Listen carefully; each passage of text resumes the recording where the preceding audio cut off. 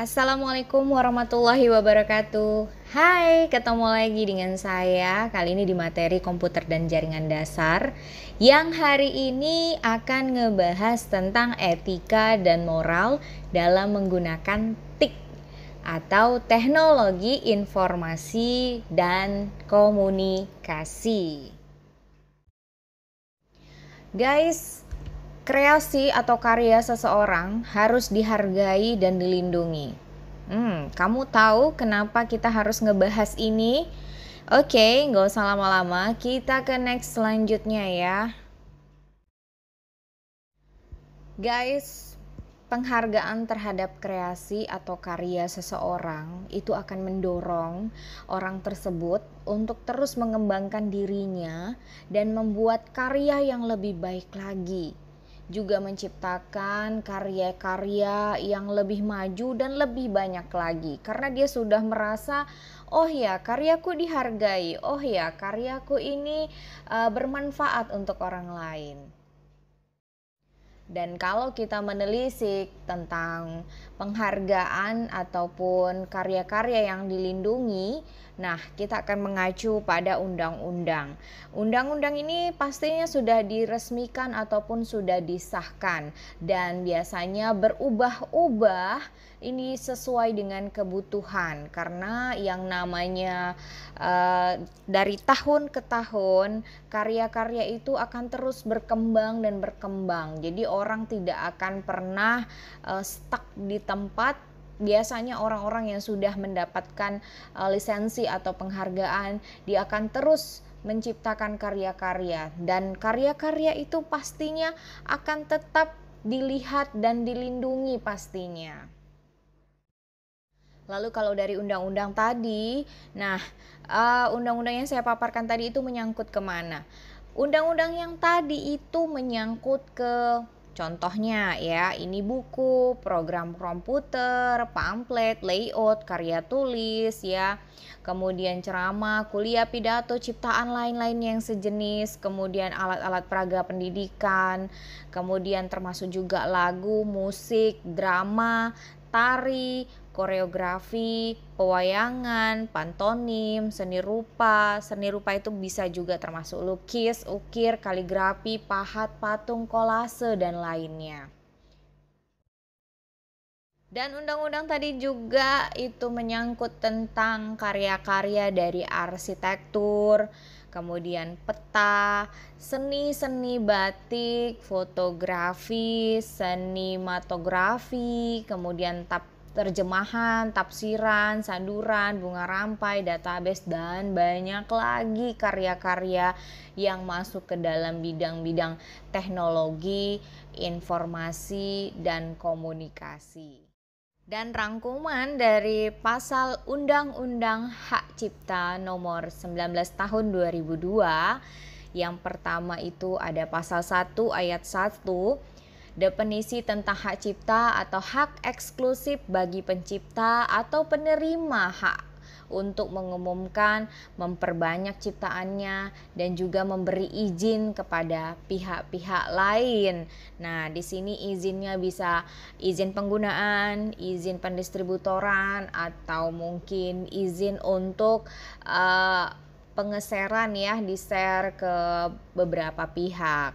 Kemudian di pasal 2 ayat 1, hak eksklusif bagi pencipta atau pemegang hak cipta untuk mengumumkan, memperbanyak, menciptakan yang timbul secara otomatis setelah suatu ciptaan itu dilahirkan. Nah, kalau di sini agak lebih sensitif sebenarnya karena secara otomatis dia pencipta, hanya dia sebenarnya yang boleh memperbanyak ciptaannya. Kalau orang lain mungkin tidak diperbolehkan kecuali mungkin memberikan royalti pasti ke penciptanya.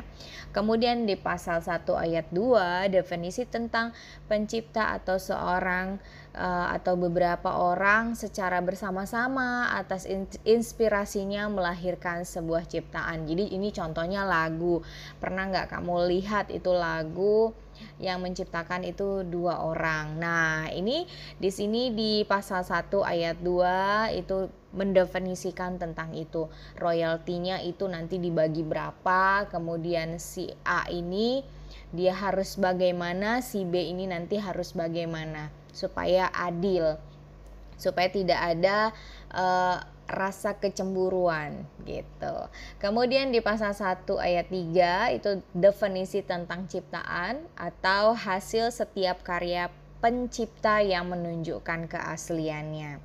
Di pasal 1 ayat 4 sendiri definisi tentang pemegang hak cipta atau pencipta sebagai pemilik hak cipta atau pihak yang menerima hak dari pencipta. Jadi contohnya kalau lagu ya, tadi kita bicara tentang lagu itu kan ada yang menciptakan, kemudian ada yang menerima hak cipta. Jadi kayak misalnya saya punya sebuah lagu yang saya ciptakan. Nah, lagu yang saya ciptakan ini kebetulan saya beri ke produser. Nah, produser itulah nanti yang akan menjadi penerima dari hak cipta gitu, atau orang yang menerima dari hak pencipta gitu. Jadi saya dapatnya berapa, nanti produser saya dapatnya berapa gitu. Dan masih di Undang-Undang Hak Cipta ya, di pasal 1 ayat 8 sendiri itu definisi tentang program komputer atau sekumpulan instruksi yang diwujudkan dalam bentuk bahasa, kode, skema ataupun bentuk lain yang apabila digabungkan dengan media yang dapat dibaca dengan komputer akan mampu membuat komputer bekerja untuk melakukan fungsi-fungsi khusus atau untuk menciptakan hasil khusus, termasuk persiapan dalam merancang instruksi-instruksi tersebut. Contohnya itu seperti terjemahan mungkin ya, itu kan bisa pakai langsung bahasa komputer gitu. Jadi di sini ada peraturannya, nggak bisa langsung asal-asal aja. Di pasal 1 ayat 14 itu ada definisi juga tentang lisensi atau izin yang diberikan kepada pemegang hak cipta kepada pihak lain untuk mengumumkan atau memperbanyak. Ya sebenarnya hampir sama seperti produser tadi ceritanya. Saya menciptakan, produser yang mengumumkan atau memperbanyak. Mungkin produsernya dari Sony Music gitu ya, atau dari yang lain gitu. Kemudian di pasal 3 ayat 2, hak cipta beralih ke pihak lain karena pewarisan, hibah, wasiat, perjanjian tertulis atau sebab-sebab lain yang dibenarkan oleh undang-undang. Makanya di sini kalau kamu menciptakan sebuah karya ya, kamu menciptakan sebuah produk yang mungkin sifatnya ini publik gitu, bisa dikembangkan oleh orang lain atau memang kamulah dilisensi sebagai pencipta awal ya, kamu terus daftarin ke lembaga tertentu yang memang menangani hak cipta, kamu itu juga bakalan dikasih seperti pilihan-pilihan seperti ini. Ketika nanti terjadi sesuatu di diri kamu, ini lisensinya akan diberikan ke siapa, ke pihak siapa, pewaris, kemudian siapa gitu yang dihibahkan atau diwasiatkan gitu. Tapi biasanya ini sih kayak lebih ke personal ya. Jadi benar-benar ketika nanti kamu membuat suatu karya, kamu harus pikirin gitu, siapa sih gitu yang pantas untuk menerima ini, karena bisa jadi kan mungkin nominal ya, kalau dari segi nominal mungkin besar gitu, jadi nggak bisa asal-asalan. Kita bahas lagi ya di Undang-Undang Hak Cipta, itu di pasal 2 ayat 2, hak cipta atau hak pencipta atau pemegang hak untuk mencipta atas karya sinematografi dan komputer untuk memberikan izin atau melarang pihak lain yang tanpa persetujuannya menyewakan ciptaan tersebut untuk kepentingan komersial. Kalau ini sih mungkin agak lebih sensitif gitu. Jadi dia, kalau ada orang gitu mau menggunakan alat penemuan kita, kan biasa kalau alat penemuan komputer itu dari kecerdasan buatan, misalnya untuk eksperimen tertentu gitu, contohnya mungkin robotik gitu. Nah ini penemuan kamu gitu tentang robotik misalnya, tapi kamu nggak kasih izin orang untuk pakai sembarangan source code-nya gitu ya, kode-kodenya. Jadi kamu lebih ke ini sifatnya memang disewakan gitu. Jadi orang nggak langsung bisa pakai gitu. Jadi ini memang sifatnya kalau kamu mau pakai kamu harus sewa, karena ada sebuah karya itu yang bisa digunakan oleh orang lain, bisa dinikmati, bisa dilihat ya, bahkan bisa dirasakan.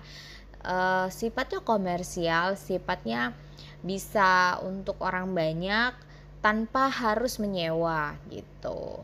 Contohnya ya musik, mungkin di YouTube kita bisa dengar kan tanpa kita harus nyewa dulu gitu, kita harus bayar sekian untuk menikmati YouTube gitu. Kemudian di pasal 12 ayat 1 itu ada jenis-jenis karya yang dilindungi, di situ yang dibahas. Nah, di pasal 13 ciptaan yang tidak memiliki hak cipta.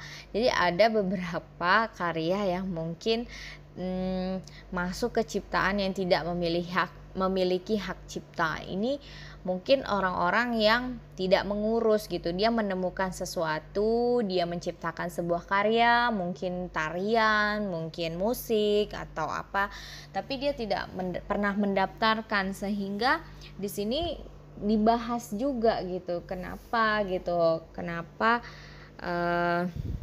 ciptaan ini bisa digunakan gitu. Mungkin ya tidak memiliki hak cipta, atau memang sang penciptanya atau orang yang membuat karya tersebut ya tidak menginginkan apapun gitu. Tapi ya kembali lagi ya, di sini sudah ada pasalnya gitu. Lalu di pasal 14 pembatasan hak cipta. Tindakan yang bukan pelanggaran hak cipta, perbanyakan lambang negara atau lagu-lagu kebangsaan yang menurut sifatnya asli, pengambilan berita aktual dengan menyebutkan sumbernya. Jadi boleh kita menggunakan lambang-lambang negara, kemudian kita menggunakan simbol-simbol kebangsaan seperti itu, tapi sifatnya asli dan jangan pernah dimodifikasi. Kan ada seseorang yang pernah mengambil lambang negara itu seperti burung Garuda, itu kepalanya diputar kemana gitu kan. Itu tidak boleh gitu, karena ya kita bisa menggunakan itu secara gratis ya pastinya, tapi tetap harus menggunakan etika. Kita tidak bisa sembarangan mengubah gitu ya. Itu sudah ada pasal-pasalnya, ngeri banget itu malahan kalau sudah menyangkut kenegaraan ya. Kemudian kita harus menyebutkan sumber. Jadi kayak misalnya pernah nggak lihat gitu ya, lagi nonton YouTube, bawahnya itu ada kayak sumber gitu kan, HTTP ini gitu. Nah itu termasuklah penyebutan sumbernya gitu.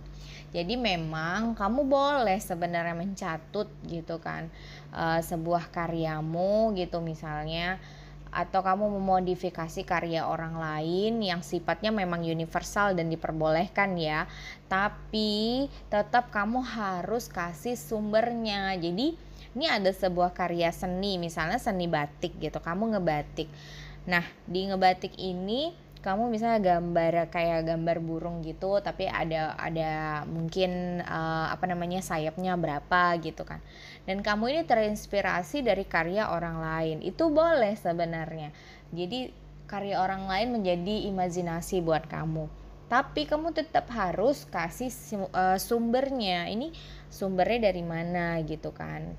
lalu kamu kembangkan, itu boleh sebenarnya ya, tapi tetap harus menyebutkanlah sumbernya agar tidak jatuhnya plagiat ya. Inspirasi dengan plagiat itu berbeda gitu.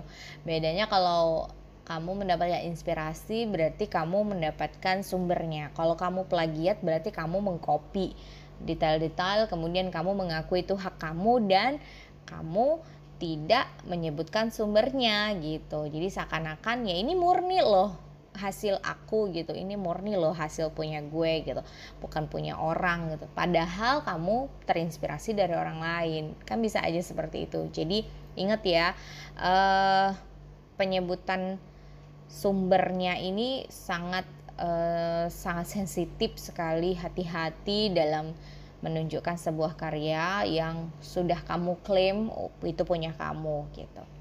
Kemudian di pasal 15, tindakan yang bukan pelanggaran hak cipta dengan menyebutkan sumbernya untuk kepentingan pendidikan, penelitian, penulisan, karya ilmiah, penyusunan laporan, pembelaan dalam dan luar pengadilan, pertunjukan gratis untuk perpustakaan dan lainnya.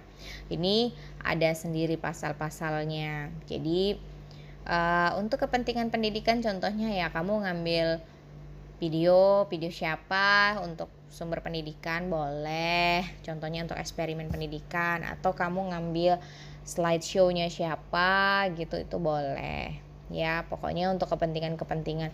Tapi ini tetap sekali lagi kamu harus menyebutkan sumbernya atau copyright namanya, simbolnya kayak C gitu dalam kurung ya, itu namanya copyright. Boleh sebenarnya seperti itu, tapi ingat kepentingannya itu apa ya, bukan berarti di sini untuk kepentingan royalti kayak gitu terus kamu seenak-enak jidatmu gitu ya langsung ambil gitu aja, enggak. Jadi benar-benar di sini kamu harus teliti untuk menyebutkan sumbernya ya.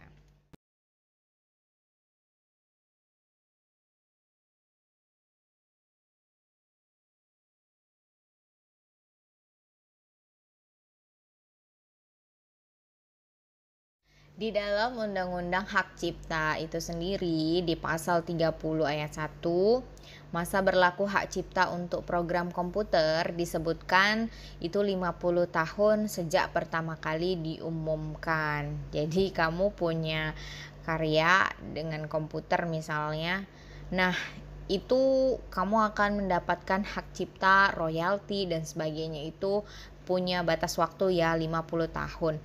Pertanyaannya gimana kalau misalnya belum 50 tahun berjalan itu sudah diakui kepemilikannya punyamu, gimana gitu. Sementara saya sudah, misalnya maaf cakap, sudah meninggal gitu. Nah ini bisa diwariskan gitu. Jadi kayak tadi kan ada yang mengatur tentang hak waris seperti itu ya, tapi tetap akan batas waktunya nanti sampai 50 tahun. Jadi 50 tahun itu ya udah kamu akan tetap mendapatkan hak-hak kamu gitu. Kemudian di pasal 35 sampai 44, pasal-pasal ini tentang penciptaan, pendaftaran penciptaan, prosedur ya, prosedur apa yang memenuhi syarat untuk kamu mendaftarkan ciptaanmu sehingga ciptaanmu tadi sah mendapatkan lisensi bahwasannya ini hasil karyamu. Kemudian pasal 7 ayat 1, hukuman itu berisikan tentang hukuman dan sanksi bagi yang melanggar pasal 2 ayat 1, pasal 49 ayat 1 dan pasal 2. Kemudian pidana penjara maksimal 7 tahun atau denda maksimal 5 miliar. Wah, ini kayaknya agak serem ya kalau kita bicara sanksi. Jadi memang gak main-main ketika kamu ngejiplak punya seseorang, kayaknya agak perlu kamu pertimbangkan gitu. Sebenarnya untuk sebuah karya itu boleh gak sih dikembangkan gitu kan. Itu boleh, tapi kalau dijiplak itu yang gak boleh. Maksudnya gini, kamu ngejiplak atau kamu mengembangkan sesuatu tapi itu diakui hanya hasil karyamu, itu yang nggak boleh gitu. Sekali lagi, kamu boleh mengembangkan hasil ciptaan orang lain, itu boleh, tapi tetap kamu harus pakai peraturan-peraturan gitu, pakai syarat-syarat. Apakah salah satunya mungkin ya kamu harus menyebutkan sumbernya gitu, kamu terinspirasi siapa, copyrightnya siapa gitu, itu boleh gitu, asal-asal seperti itu. Jadi nggak asal-asalan ya, karena sanksinya cukup berat loh kalau menurut saya. Kemudian di pasal 72 di pasal 72 ini, hukuman dan sanksi bagi pembajakan atau memperbanyak komersial suatu program komputer. Bisa dipenjara maksimal 5 tahun dan denda maksimal, ya bisa kamu lihat ya berapa dendanya, itu nolnya banyak banget.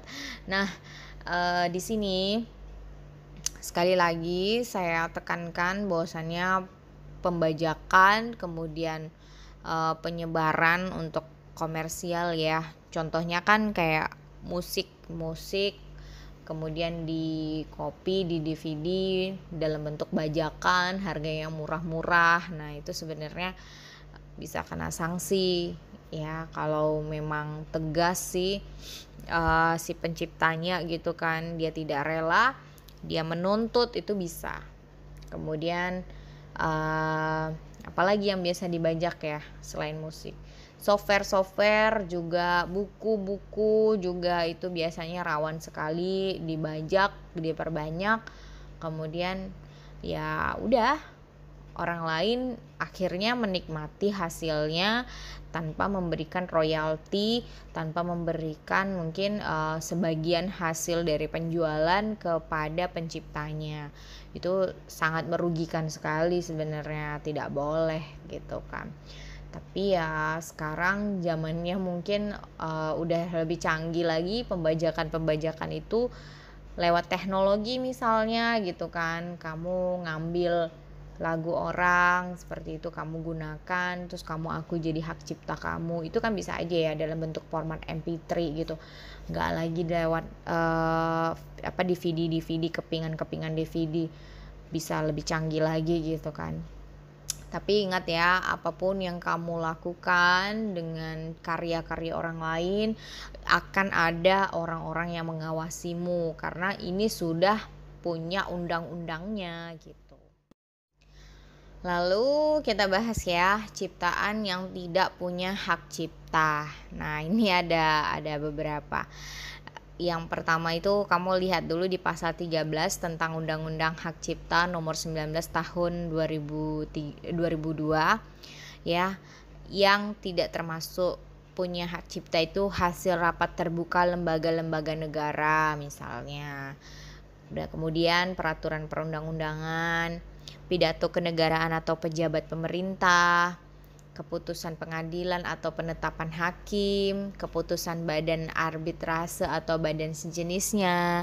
Dan catatannya adalah juga ciptaan yang tidak didaftarkan di lembaga terkait atau Direktorat Jenderal Hak Cipta.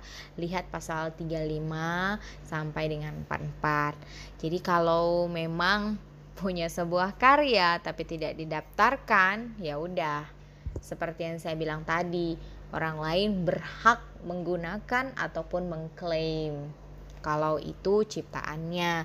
Karena kalau kamu sendiri punya hak, punya sesuatu yang kamu ciptakan tidak diklaim ini punya kamu, ya orang lain yang akan ngeklaim. Karena banyak orang juga mungkin yang berpikiran sama seperti kamu, tapi kamu tidak tidak pernah kepikiran gitu kan selama ini, oh ya ternyata contohnya animasi gitu ya, animasi yang aku ciptain ini atau karakter yang aku ciptain ini mungkin sekedar iseng gitu niatnya, tapi ternyata ini karakternya kuat, kemudian diambil oleh orang lain, misal gitu ya, kamu bikin animasi. Ya udah, kamu jangan nyesel kalau ternyata besok terpublish sudah ini hak cipta siapa gitu kan, kemudian ternyata dia dapat lisensinya dan sebagainya. Jadi sangat rawan sekali ya kalau kamu punya karya-karya gitu dipublish tapi tanpa ada hak cipta gitu, kayaknya rawan sekali. Orang sekarang mau enaknya aja ya kayaknya ya. Oke guys, I have example of attitude ya, atau contoh sikap yang sebenarnya itu kalau kamu mau menjadi orang yang baik ya, bukan orang yang maksud saya bukan orang yang masuk ke dalam kategori tidak menghargai hak cipta. Please, no bajak, no copy, no edar, no pakai. Agak sulit sih memang gitu kalau dibilang no bajak. Mungkin kamu ngebajak sesuatu kali ya, atau membajak sebuah karya terus dijadikan karya kamu. Ini saya pernah nemuin beberapa buku ya, ini dibajak, di copy lagi, kemudian diedarkan lagi, kemudian ya dipakai. Kalau saya jujur, saya terkejut gitu ketika saya beli gitu kan. Nggak awalnya nggak terpikir bahwasannya ini pengalaman saya ya, bahwasannya ini yang saya beli ini adalah bajakan gitu. Jadi saya pernah ke sebuah toko buku, saya lihat sebuah karya, ini bestseller banget ya, kebetulan saya suka baca. Nah, di toko buku ini saya lihat harganya tuh sampai ratusan gitu ya. Saya pikir, aduh mahal banget ya, menunggu diskon itu kapan ya, karena ini buku bestseller gitu, jadi kayaknya mungkin lama gitu. Terus saya berpikir, oh iya mungkin di online gitu lebih murah kalau ada diskon-diskon, itu biasa kan kalau kita belanja online gitu. Nah, saya udah positive thinking aja gitu, mungkin ini mungkin bahwasannya penciptanya nih ngadain promo gitu kan, bisa aja lebih murah gitu. Apalagi dengan kondisi kita kan WFH gitu ya, karena corona, jadi orang juga nggak boleh kemana-mana gitu mikirnya. Tapi ternyata ketika buku itu datang ke rumah gitu, saya terkejut dengan judul yang sama, isi yang mungkin sama ya, tapi asli itu jelek banget, coveragenya itu jelek banget, isinya, kertasnya gitu. Dan saya baru bahwasannya itu tuh bajakan gitu ya. Di situ langsung kayak wah gila ya, harganya tuh jauh banget loh, dari seingat saya tuh sekitar 160.000 itu jadi tinggal 20.000. Wow, itu jauh banget gitu. Dan kayaknya ya gitu kan, ini adalah sesuatu yang benar-benar nggak bisa diterima dengan akal pikiran, karena seseorang itu ngebuat ciptaan gitu, membuat karya, membuat buku gitu, itu dia pakai ilmu, dia pakai pikiran, dia juga berkorban waktu, mungkin dia juga berproses kan, mencari penerbit dan sebagainya. Kayaknya wah, langsung aduh nih orang gila ya, dia bisa menjatuhkan brand image seseorang gitu dengan seperti ini. Saya kan jatuhnya jadi kayak males banget deh baca buku ini gitu kan, karena bukunya seperti ini ya. Itu jadi kayak ngejatuhin brand image. Belum lagi mungkin isinya yang dikurangin gitu, ada halaman yang hilang atau apa gitu ya. Jadi bener-bener deh kalau bisa no pakai gitu, no bajak, no copy, no edar, dan no pakai untuk yang seperti ini. Walaupun sulit sekali gitu, karena terkendala mungkin biaya ya. Kalau misalnya lo punya uang banyak it's okay gitu, tapi kalau lo nggak punya, mungkin orang-orang sekarang tuh banyak kayak alternatifnya gitu, tapi please, pasti ada efek-efek yang bakalan kalian rasain kalau kalian menggunakan sesuatu itu ya, yang seperti ini, bajakan gitu. Software juga banyak kan yang bajakan. Nah, kalau software bajakan itu resikonya banyak sebenarnya. Bisa komputermu itu dihack, bisa komputermu itu terdetek bahwasannya kamu menggunakan software bajakan sehingga di take down. Kalau udah di take down, kamu sendiri yang capek. Ntar kamu harus install ulang, harus bla bla bla, panjang prosesnya. Emang sih mahal ya, software itu banyak yang mahal, tapi ya worth it sih sebenarnya kalau kamu udah pakai yang original gitu untuk software komputermu. Itu lebih aman gitu, lebih safety untuk ya menjagalah apa yang ada di dalam komputermu atau di dalam laptopmu gitu.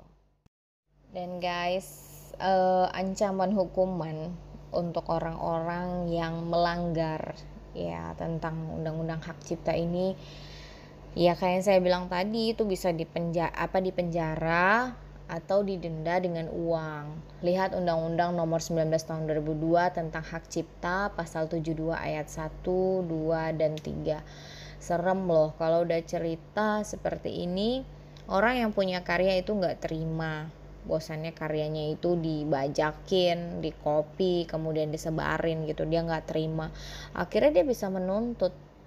Ya siapa yang dia tuntut? Yang dituntut yang pertama sekali orang yang memang mengklaim itu jadi hak ciptanya. Kemudian orang yang memang melakukan pembajakan gitu, kemudian pendistributoran. Bahkan bisa terkena juga ke orang yang menikmati gitu, yang menikmati atau membeli karya orang lain. Bisa. Jadi ya jangan main-main dengan undang-undang hak cipta ini karena memang ini sifatnya sangat sensitif bagi kepentingan orang banyak. Oke, untuk karya-karya ya yang dapat pengecualian untuk kepentingan-kepentingan pendidikan contohnya. Itu ada penelitian juga, penulisan karya ilmiah, penyusunan laporan, penulisan kritik, tinjauan suatu masalah non komersial dilihat dari Undang-Undang Nomor 19 Tahun 2002 Bab 2 tentang hak cipta pasal 15 A, D, dan E. Simple ya. Untuk kepentingan pendidikan contohnya pembuatan makalah, kemudian pembuatan skripsi. Boleh nggak sih skripsi itu ngelihat punya orang lain? Boleh, tapi tetap harus ada karya seni kamu di situ atau pengembangan dari kamu. Kemudian kamu tetap harus masukkan sumber-sumbernya. Makanya kalau skripsi itu dari bab 1 sampai bab 5 itu tidak pernah menyinggung ini kamu ngambil bab 4 ya, sampai bab 4 itu kamu ngambil dari mana gitu. Tapi di bab 5 itu di bagian penutup ya. Nah, itu akan ada yang namanya sumber yang harus kamu tuliskan. Baik itu dari buku, dari website atau dari mana aja itu boleh. Ya. Atau dari jurnal gitu. Nah, jurnal-jurnal resmi gitu. Itu boleh kamu ambil, kemudian kamu kembangkan dan ingat ya harus kamu tulis gitu. Ini dari mana? Begitu juga untuk mungkin penelitian-penelitian karya-karya ilmiah ya, karya seseorang dibongkar lagi kemudian dimodif lagi itu boleh, tapi tetap harus menyatut sumbernya atau copyrightnya dari mana. Guys, kalau kamu punya sebuah karya atau kamu sudah disebut dengan seorang yang bisa dikategorikan pencipta ya, kamu itu berhak untuk mendapatkan royalti. Royalti itu pendapatan atau income atau uang ya dari lisensi yang telah diberikan kepada pihak lain untuk memamerkan, memperbanyak, mengedarkan sesuai kesepakatan bersama. Jadi ya kalau nanti kamu punya karya, apalagi kalau anak-anak multimedia ini kan nanti bakalan banyak karya-karyanya gitu ya. Kamu berhak gitu mengklaim.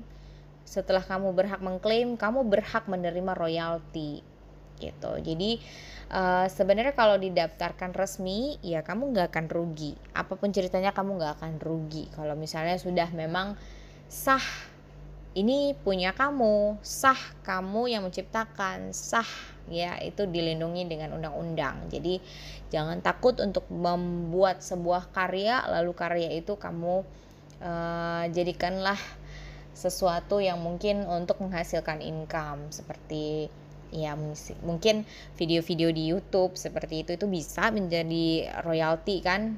Kalau di YouTube itu namanya monet ya. Nah, di situ kalau ada yang pakai videomu aja itu bisa langsung kayak kena klaim hak cipta. Musik gitu juga, ya kan? Jadi ya silahkan kamu berkarya sebanyak-banyaknya.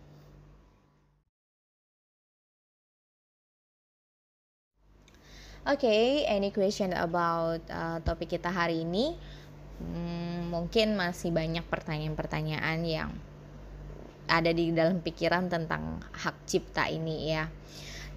Satu pesan saya, buat kamu siapapun yang memang mau menggunakan karya-karya orang lain ya sebagai referensi, dipersilahkan, tapi ingat sekali lagi jangan lupa sumber-sumbernya dari mana itu kamu cantumkan.